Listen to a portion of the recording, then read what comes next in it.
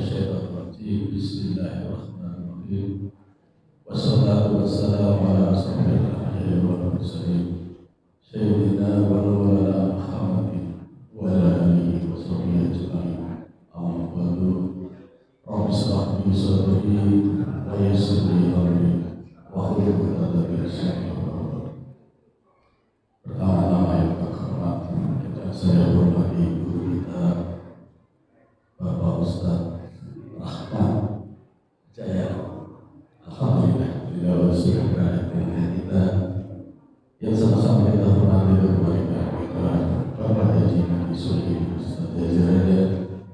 Yang sama-sama kita hormati para dewan syariah, dewan penasihat Masjid Al-Taqwa. Yang sama-sama kita hormati para sesepuh berdiri Masjid Al-Taqwa, serta tamu yang sudah hormati Bapak Ibu jemaah Masjid Al-Taqwa yang dirahmati Allah Subhanahu. Alhamdulillah, Alhamdulillah. Marilah kita pertama-tama menyampaikan pujian atas kita para Allah Subhanahu wa Ta'ala, di mana di malam hari ini Allah masih berkesiapan kita semuanya untuk menjaga hati kita untuk mengikuti kajian di minggu malam ini. Mudah-mudahan kita semuanya dalam kesiapan tanpa ada suatu apa. Assalamualaikum warahmatullahi wabarakatuh. Pada tujuan manusia kita Nabi Muhammad SAW yang telah membawa kita dari zaman ke depan menuju zaman depan. Baiklah, hari ini jemaah yang berada sholat untuk tiga waktu sesi-sesi kita berbicara ini menyangkut sunnah acara Imam hari ini. Pertama merupakan beberapa kajian dan setelah itu baiklah, agar acara di malam ini masuk dilancar. Mari kita mulai baca Bismillahirrahmanirrahim. Mudah-mudahan acara kajian di malam ini berjalan dengan lancar. Baiklah, ini untuk menjadi selanjutnya kajian yang akan sudah dibawakan oleh guru kita Rahman Jaya. Kepadanya tempat dan waktu dipersilakan.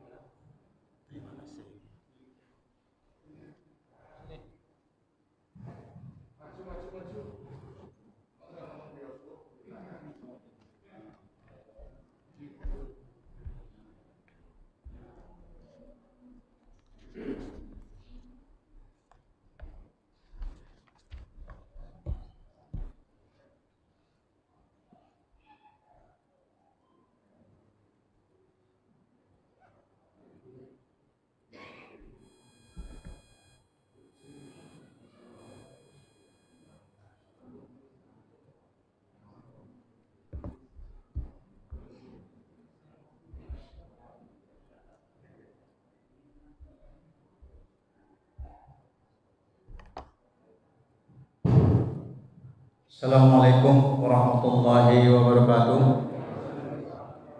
Alhamdulillahirabbil alamin wa bihi nasta'in ala umuri dunya waddin. Wassalatu wassalamu ala asrofil anbiya wal mursalin wa ala alihi wa sahbihi ajma'in.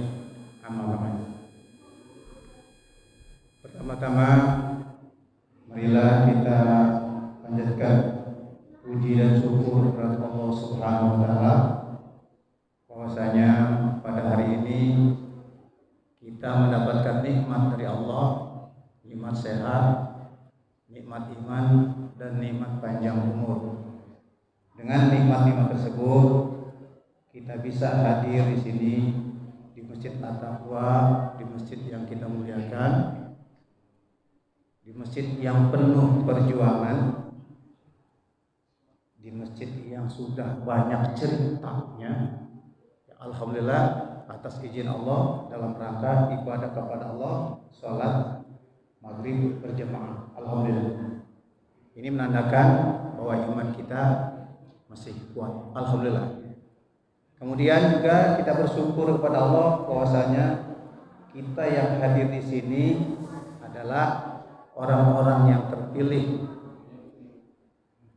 oleh Allah, orang yang tetap istiqomah dalam melaksanakan ibadah. Amin ya rabbal alamin. Selanjutnya saya ucapkan terima kasih kepada Bapak DKM. Bapak DKM Pak Didi Sungedi ya. Ya waktu itunya saya nggak sempat hadir Pak Didi, maaf. Saya tidak ikut membaiat Pak Didi. Kemudian juga yang saya hormati pengurus-pengurus DKM Masjid At-Taqwa. Saya berterima kasih juga kepada Bapak Toyib Sunandar, orangnya ngumpet di belakang, yang telah selalu memanggil saya untuk hadir di sini. Kemudian juga semangat dari teman-teman seperti Pak Ali Nafis, kemudian juga Pak Jahri, tumben Pak Jahri di belakang nih saya lihatin. Kayaknya lagi kesel Pak Jahri ini. Ya. Hadirin sekalian, saya berterima kasih jika Bapak-bapak hadirin atas kehadirannya. Saya diizinkan untuk memberikan kajian. Cuman sebelum saya berikan kajian, saya perkenalkan dulu bahwa nama saya Rahmat Jaya. Di mana saya tinggal? Saya tinggal di Blok AA 6 nomor 2. Blok AA 6 nomor 2. Itu alamat saya. Sampai hari ini KTP saya adalah AA 6 Blok AA 6 nomor 2. Jadi belakangan dengan adiknya Inci ya. Jadi kalau Pak Pur sampai ketawa deh. Tapi domisili saya adalah sekarang di Cilebut. Dan Pak Toyib tahu saya tinggal di Cilebut. Nah ini saya bawa rombongan tuh ada 30 orang di samping kanan, yang sebelah kanan itu Bapak Tio Akbar, ya. Kemudian yang tengah Bapak Hendra, dan yang satu lagi sebelah kanannya itu Bapak Jainuddin. Ya, beliau sebagai ketua pengajian di Cilebut. Gitu. Alhamdulillah kami bawa teman. Bagaimana Pak? Ada satu lagi. Alhamdulillah saya di sini diminta untuk berikan kajian. Mohon maaf, tapi kalau umpamanya Bapak jangan anggap saya sebagai pemberi kajian, kita sharing-sharing aja ya. Cuman ada hal yang saya sayangkan ini, kita saling menjauh. Mungkin masih corona ya, saling menjauh duduknya. Kalau bisa ada tembok yang di belakang dekat jalan sana, mungkin mereka memilih tembok yang di belakang sana kali ya, saking menjauhnya gitu. Saya pikir kita harus merapatkan barisan. Islam ini sudah diganggu, oleh karena itu rapatkan barisan. Istau suku faku ya. Oke ya, oke. Pada kesempatan ini saya lanjut saja ya Pak ya, bahwa insya Allah saya akan memberikan materi pengajian soal apa ya Pak Tayyib? Soal hati, ya kan? Hati, pembagian hati, ya kan? Nah, jadi begini Pak. Kenapa ini dibawakan Pak? Rata-rata saya lihat dari ujung Timika Pak sampai Aceh, itu orang Islam kita tuh banyak banget. Tapi Islamnya hanya membawa Islam itu hanya sekedar ritual-ritual keagamaan, tapi tidak pernah masuk ke dalam batin. Ini yang menjadi masalah. Ya. Nah untuk itu marilah kita buka di sini kondisi hati dalam rangka memperbaiki batin kita.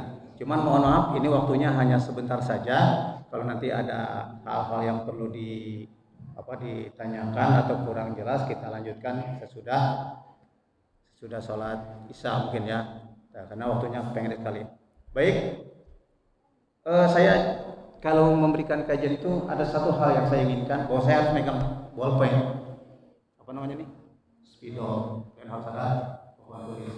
Ini alhamdulillah bolpen cukup gede ya, Pak ya. Kita santai aja ya, Pak Didi, santai kita. Oke, ya. Di sini mungkin kita sudah tahu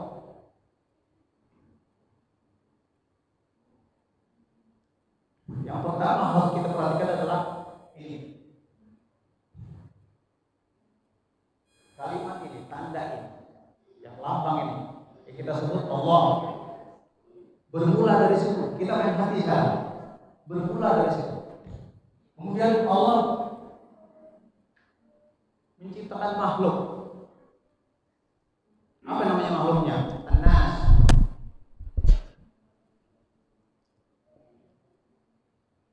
Manusia.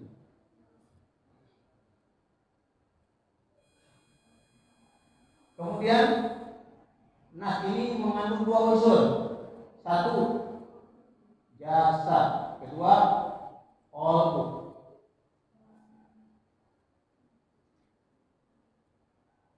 Jangan gambar ya. Kemudian setelah itu ada alam. Allah. Apa itu Allah? Katanya Allah itu Tuhan. Saya nanti kalau saya tanya mana buktinya Tuhan? Allah itu ada? Ada. Mana buktinya ada? Pernah lihat? Pernah tahu? Nah, kupasan kayak gini nggak akan saya bawa di sini. Itu sifatnya secret, detail, dan perlu pemahaman yang luas, yang banyak dalam. Kayak saya tahu tadi. Karena Allah ini sebagai Khalik. Artinya mencipta. Yang diciptakan apa? Nas. Kenapa diciptakan? Karena nas itu membawa amanat Allah. Allah memberikan amanat kepada manusia. Yang kita sebut din, ada sistem. Allah membuat sistem itu akan diserahkan kepada manusia. Tidak diserahkan kepada alam lain. Seperti langit, sungai, gunung, laut, itu tidak bisa dititipkan sistem ini. Sistem ini kita sebut din, agama, sistem. Sistem apa? Sistem yang sudah dibuat oleh Allah. Kemudian diserahkan kepada sistem ini diserahkan oleh Allah kepada nas. Kenapa nas? Kenapa manusia? Karena manusia diangkat oleh Allah sebagai khalifah. Maksudnya Allah lah yang manusia lah yang menguasai alam. Ya kan? Wa isqala rabbuka lil malaikati inni ja'ilun fil ardi khalifah. Wa isqala, dan ingatlah ketika berkata rabbuka lil malaikati, Tuhanmu berkata kepada mereka, inni ja'il, aku pembuat. Di dalam tafsir bahasa Indonesia itu, aku akan membuat. Kalau aku akan membuat, kalimatnya bukan begitu, tapi inni ja'il. Ja'il artinya sebuah fa'il, dia pelaku. Artinya sudah pasti kejadian itu sudah dibuat. Nah, kalau ini berhubungan dengan bahasa agak sulit ya. Nah, jadi ini dianggap sebagai khalifah, al-khalifah. Makanya dititipkan sistem kepada manusia, tidak kepada yang lain. Lau anzalna hadzal qur'ana ala jabalin la ra'aytahu khashi'an mutasaddian. Quran itu dititipkan kepada gunung, gunung itu akan hancur berkeping-keping karena saking takutnya manusia pemberani. Mau dia suruh membawa sistem Al-Quran, dititipkan sistem Al-Quran. Nah, di dalam diri manusia itu ada dua unsur, ada unsur jasad dan unsur kalbu. Apa itu jasad? Jasad berbentuk fisik. Disebutnya adalah sebagai hardware. Hardware kalau bahasa apa ya? Bahasa komputer ya. Hardware. Sedangkan kalbu ini adanya software. Dan sistemnya, aplikasinya. Nah, manusia tidak boleh lepas dari dua itu. Saya lihat contekan dulu ya. Contekannya di bawah nggak nih Pak? Nah, ya. Saya paling banyak nyontek Pak di sekolahan, nggak pernah nyontek dulu. Begitu mau isi kajian nyontek mulu saya buat catatan. Nah, tukang nyontek ya, pejari ya. Tukang nyontek, tukang ngintip. Iya gitu betul. Ya kan? Ada jasad, ada qalbu. Jasad dan qalbu itu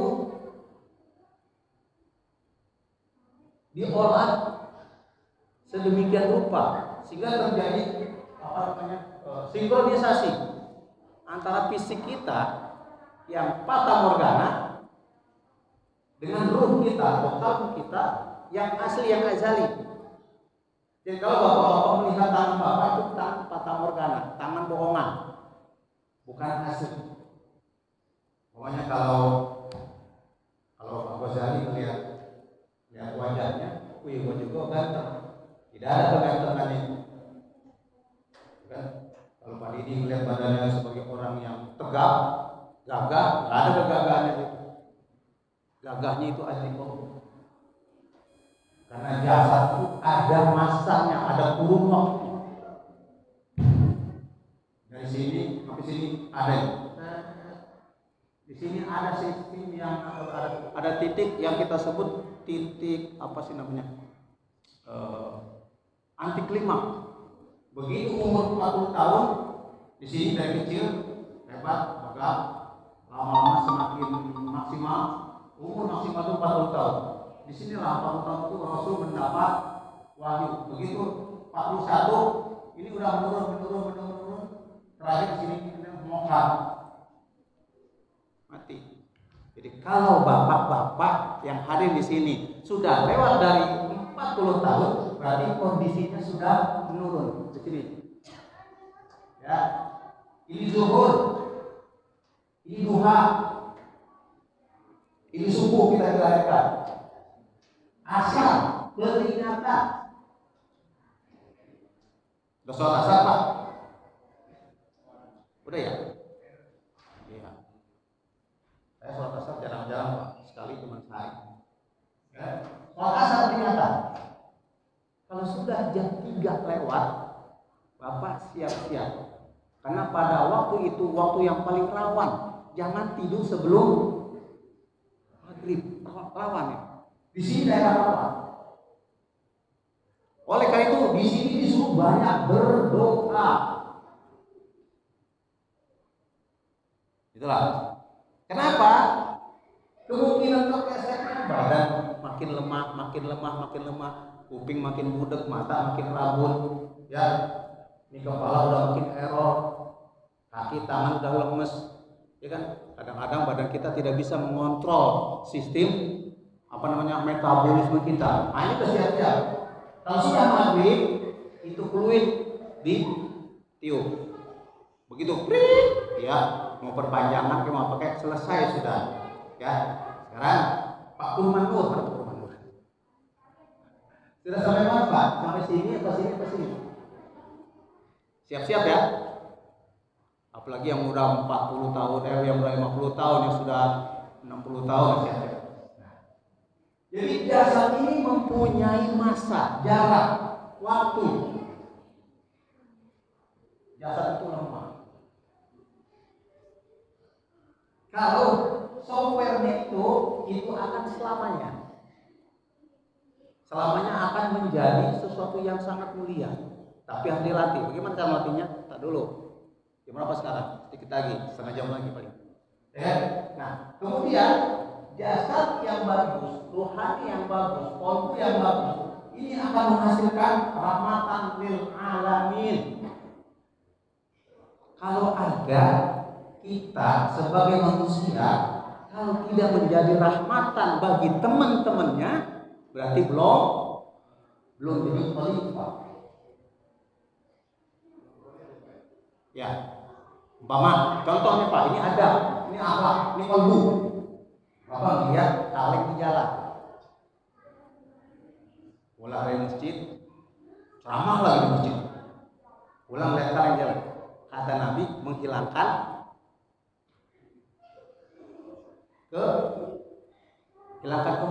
kemaslahatan, maksudnya menghilangkan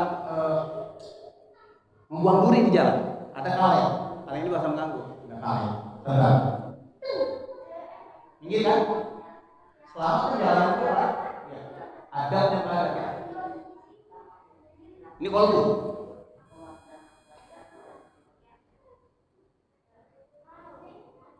Apabila kita berkata kepada teman-teman kita, Ulu linnasi husna, berkatalah kamu kepada semua manusia dengan perkataan yang baik, kontennya yang baik, caranya yang baik, isinya yang baik. Tapi kalau masih kita membuat hati teman sakit hati, belum jadi khalifah. Umur sudah di sini. Betul? Bapak punya sajadah. Ya kan? Pasti kalau suatu kelas sajadah kan? Enggak saja. Mengapa ya sholat? Sajadahnya agak miring sedikit. Yang namanya tangan kan tidak sempurna. Nah, miring sedikit. Ya kan? Perlu dilengkapi apakah? Perlu kan? Pakai apa dalam penginnya? Begini. Betul kan? Lembengin saja dan tempat sujudnya kita pada Allah, kita geser pakai. Bapak punya kucing di rumah, kucingnya ditendang orang, sakit hati orang. Allah tempat sujud jiwa. Tempat lu hati, lu injak, lu geser-geser pakai hati mana? Oh.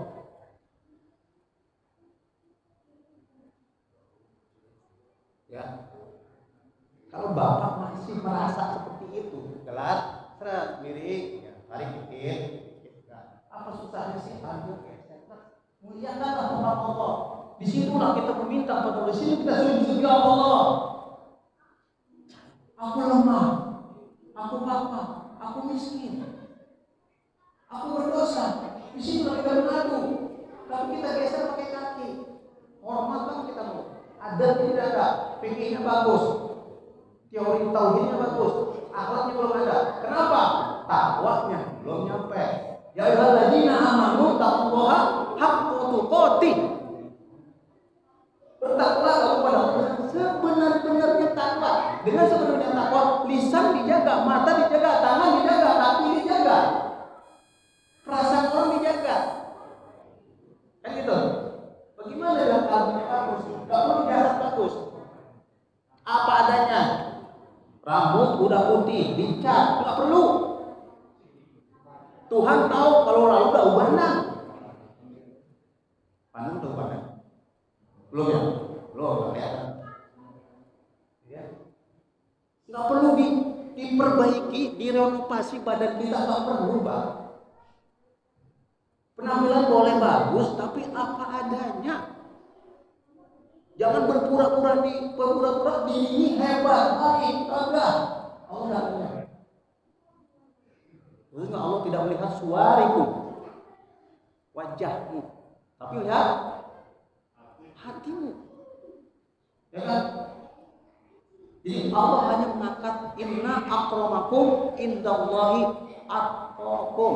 Allah hanya memuliakan orang yang di dalam dirinya itu, di dalam kalbunya itu ada takwa.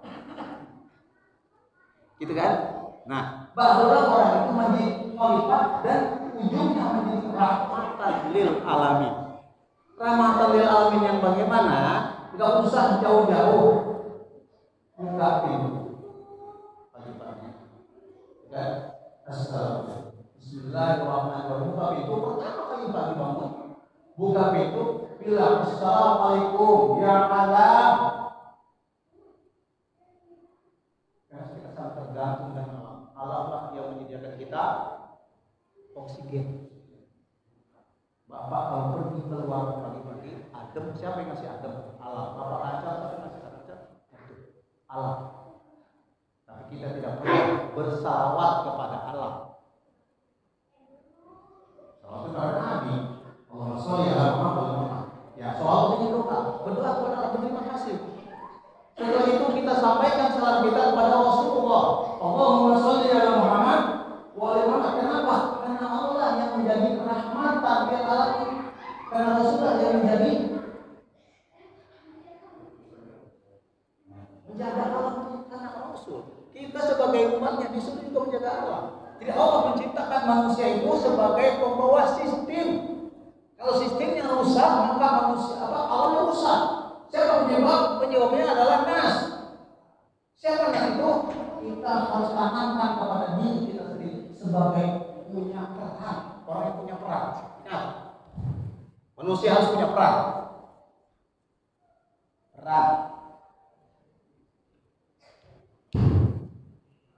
Saya ingat di sini dulu ada hidrololis. Siapa yang masih ingat? sini pernah ada hadir Tito Rolis dulu. Saya tanya sama itu debat saya tanya.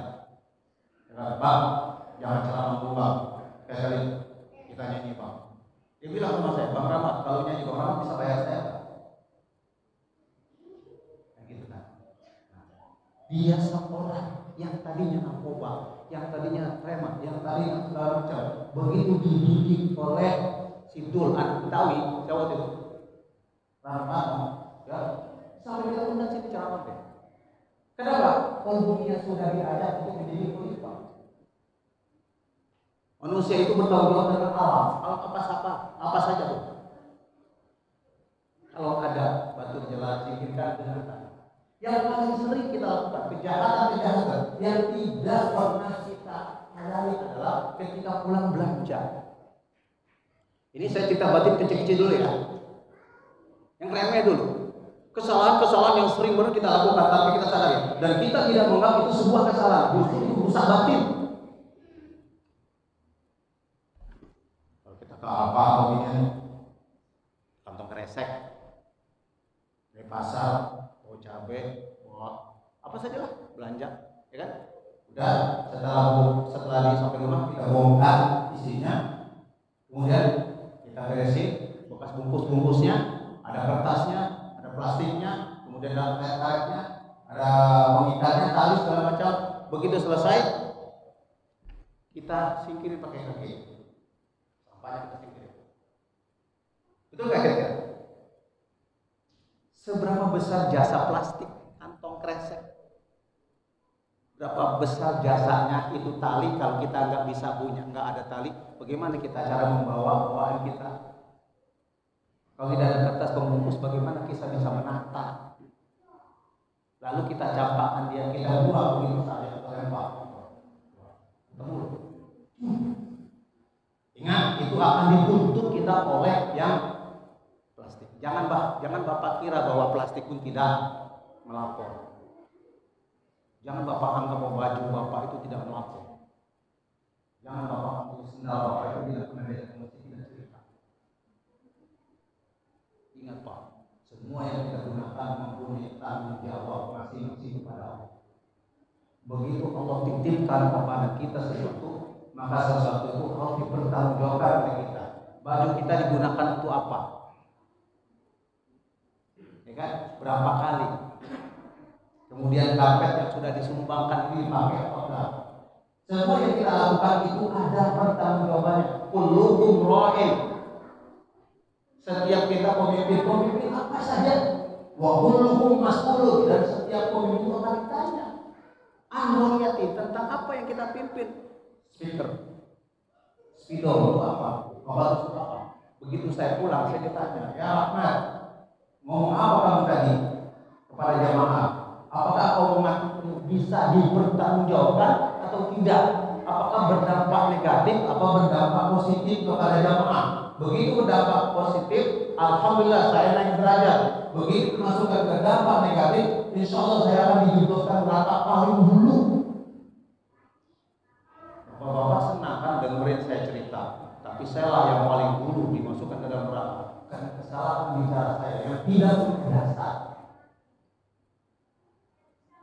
Berbicara ada dasarnya, perbuatan ada dasarnya, bersikap ada dasarnya, bermusyawarah ada dasarnya. Oleh karena itu, janganlah kita melakukan kezaliman kepada saudara-saudara kita.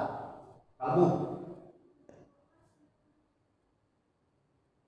Ini belum kita kupas masalah kalbu.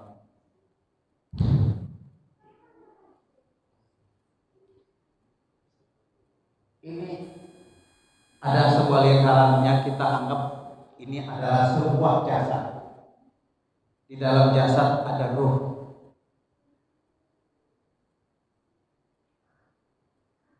Ini jasad, ya, kita arsir. Jasad, dalam jasad ada ruh. Ruh dibagi 3. Pertama, satu adalah jiwa. Kedua adalah rasa. Ketiga adalah rasio.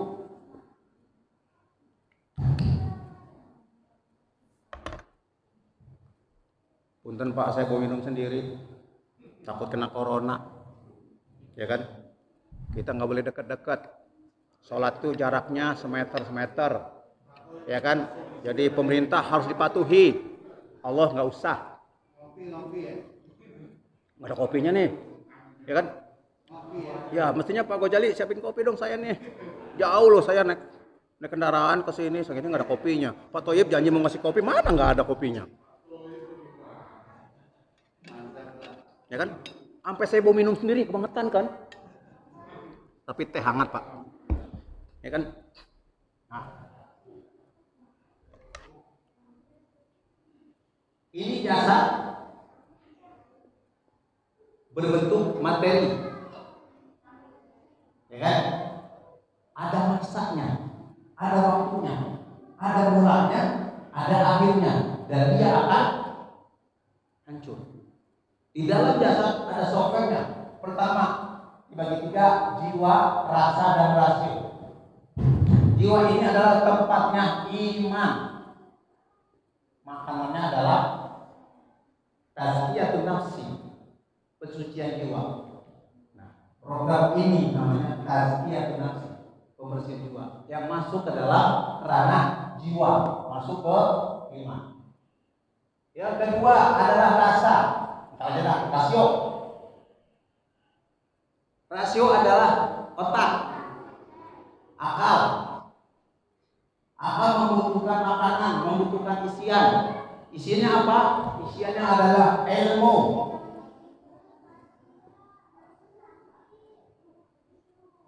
Kalau orang sudah ruhnya, ada ilmunya, ada jiwanya, insya Allah berjalan baik. Yang ketiga adalah rasa. Rasa makanannya apa? Kalau kita makannya topekan, tahu goreng, tahu goreng. Paling makan apa? Paling mau makan kacang nggak? Jengkol, kacang, jagung masih gede-gede ya. Makan jagung ini loh, jagung goreng, letuk gitu ya. Paling masih lain paling. Masih alhamdulillah masih. Ya kan? Gagah perkakas. Ya kan? Bapak-bapak paling umur sudah 80. Bapak-bapak umur 40, 50. Tapi paling masih tulis buku. Bapak tulis apa? Nulis ayat 1 dia malas, dia nggak boleh. Ya, misalnya sharing boleh kontak dari orang, oke? WA, orang bikin WA, ada sharing bagus, dia kirim. Ya kan? Kata Allah, ini kata Allah. Jadi kabur mantang tidak boleh antakun malah tak perlu. Allah marah besar apabila kau mengatakan sesuatu yang kamu nggak kerjakan.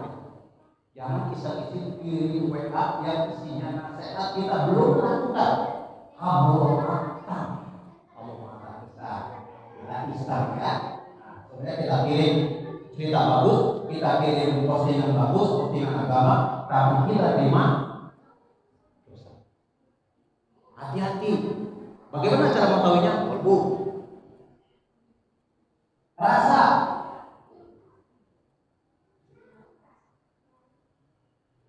Ini paling berat. Sehebat apapun Bapak, kalau nggak punya rasa, Bapak nggak ada apa-apa. Sama aja kambing. Ketika Bapak melihat perempuan sampai ngeler-ngelerin, itu karena rasa. Ketika Bapak duduk, Allahu Akbar, itu rasa. Ketika Bapak bersama salaman dan malam, itu rasa. Ketika Bapak masjid ini buat begini hebatnya, itu karena rasa. Dulu ini kebun anggur. Di sini ada pohon ninjo. Yang nebang pohon ninjo itu bapak saya.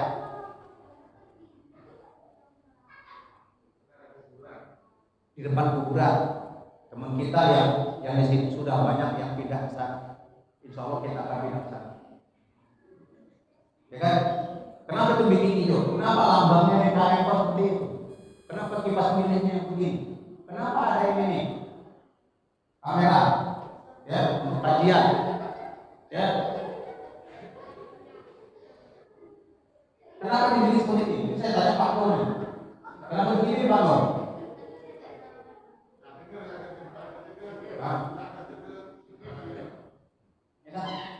Pak Nur tuh merancang habis-habisan. Kayak saya bilang Pak Nur, ternyata berubah sekarang. Beda dengan kesehatan Pak Nur. Zaman dulu.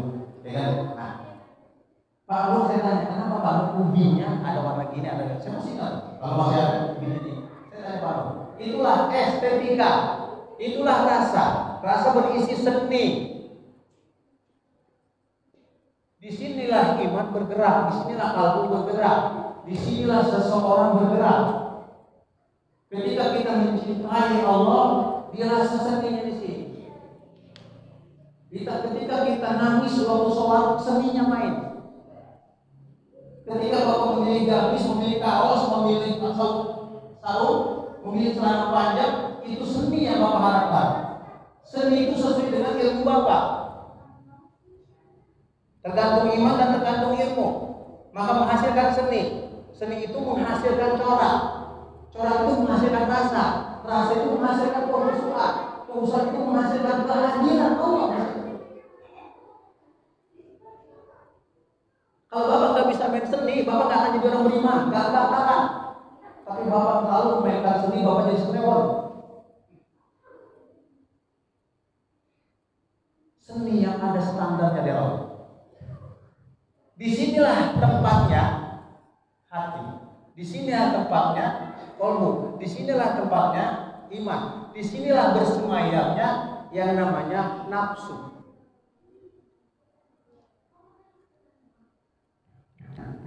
Disinilah yang namanya Pak. Berapa menit lagi?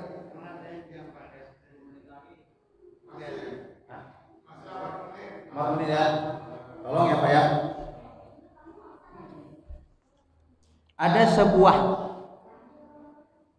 sebuah hadis yang diriwayatkan oleh Bukhari Muslim, ala wa inna fil jasadi mudghah. Ingat ya. Wa inna fil jasad mudghah. Sesungguhnya di dalam jasad itu ada mudghah. Mudghah adalah sebuah bongkahan daging kecil. Mudghah. Ya. Kemudian kata Nabi, ya kan? Ija solahat solahal jasadu kulluhu. Apabila mudghah itu bagus, maka jasad itu bagus secara keseluruhan. Mudghah adanya di sini. Isinya ini. Tempatnya bersemayamnya di jasad. Tapi sebenarnya ada di rasa. Karena kita kafir, kita beriman, rasa yang main. Kita pengen memperkosa diri orang, itu rasa yang main. Ketika kita kesian melihat anak yatim, rasa yang main. Ketika kita takut hukuman Allah, rasa yang main. Ketika kita tidak peduli dengan hari kiamat, rasa yang main. Disinilah ada sepotong mudghah. Apabila baik, maka baiklah jasad. Wa ija fasadat, apabila buruk si mudghah itu, setitik darah itu, ya fasada jasadu kulluhu, maka rusak semua jasad kita. Ala wahiya qalbu, ingat itu qalbu. Kayak gitu. Nah, nafsu ada di mana? Ada di nafsu.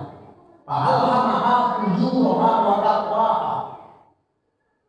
Allah itu memberikan ilham kepada kita dua kekuatan fujur. Fujur itu kita anggap buruk. Kekuatan takwa dua.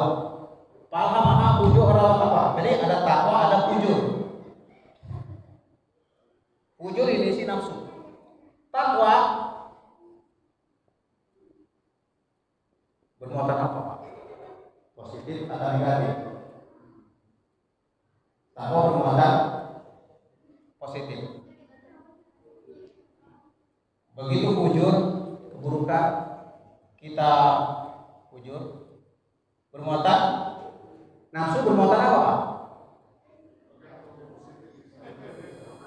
Kok berani koordinat? Kalau itu memang itu positif.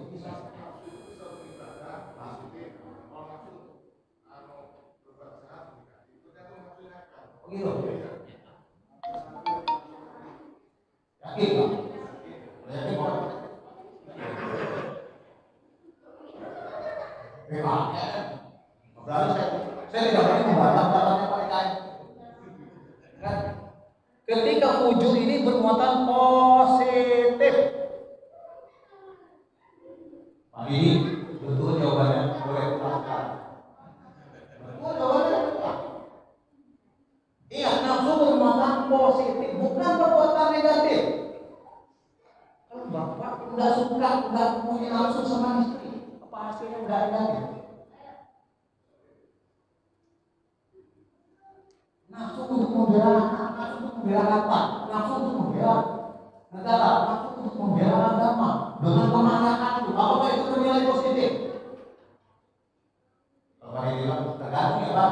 Jangan suka menggantung-gantung, Pak boleh. Tetap pada akal yang jelas.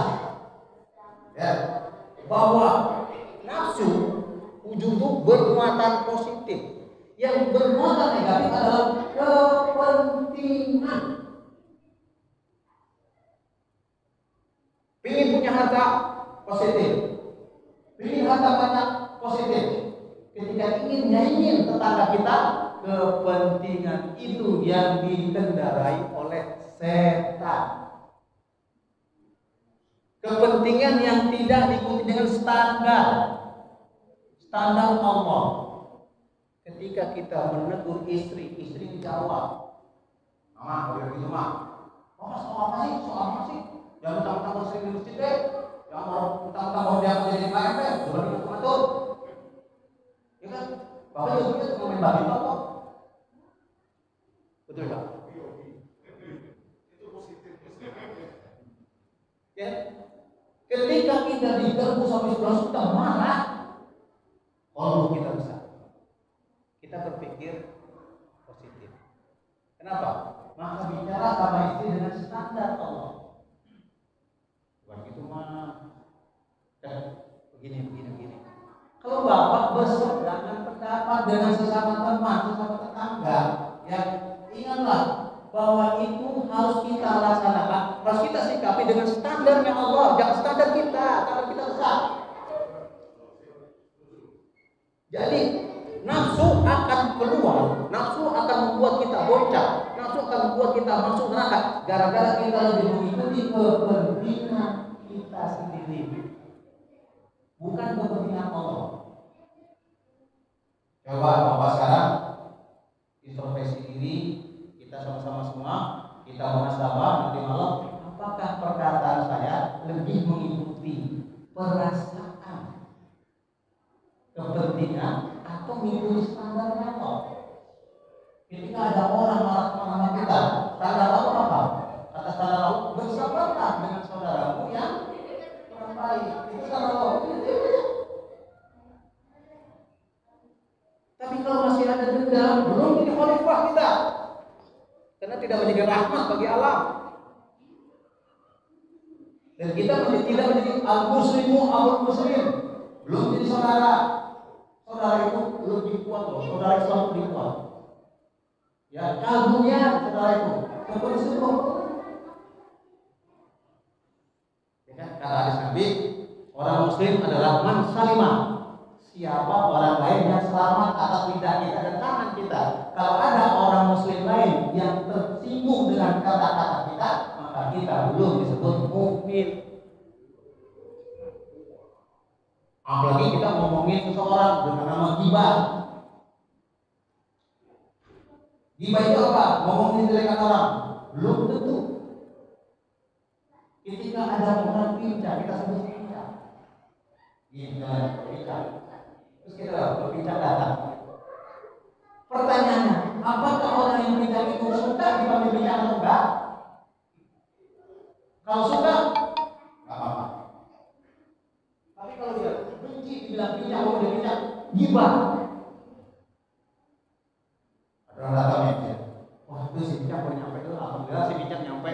Dia masuk dibilang bincang, ghibah. Ghibah artinya memakan bangkai dia. Bahaya. Sekarang Bapak koreksi di rumah, apakah hati saya sudah seperti itu atau masih seperti itu? Kalau masih di situ Bapak tidak berhak untuk menyandang khalifah. Kalau tidak menyandang khalifah, sama saja kita dengan alam lain. Ya, jadi Adam itu dijadikan khalifah di muka bumi ini. diwariskan kepada manusia-manusia lain. Apabila kita tidak menjadi khalifah bagi alam, tidak punya rahmatan alamin, sama ayam, sama kambing, sama kerbau, sama tidak punya peran. Lalu apa peran kita? Peran yang paling bagus adalah perantara.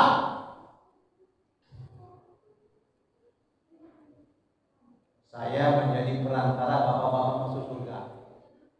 Alhamdulillah. Kalau selama saya kajian saya diterima, bapak-bapak perantara bagi saya, penyebab bagi saya dapat pahala. Kalau bapak-bapak kagak datang, saya kagak ngasih kajian. Tapi karena bapak datang, saya bisa kasih kajian. Maka bapak-bapak berharga betul buat saya. Ya, alhamdulillah. Ya, sampai sini dulu. Mudah-mudahan bisa kita pahami. Ya, kurang lebihnya saya mohon maaf. Kalau masih ada yang perlu dikoreksi, nanti kita lanjutkan lagi. Sampai sini kajian dulu. Mohon maaf atas kekurangannya dan kebaikannya. Wassalamualaikum warahmatullahi wabarakatuh.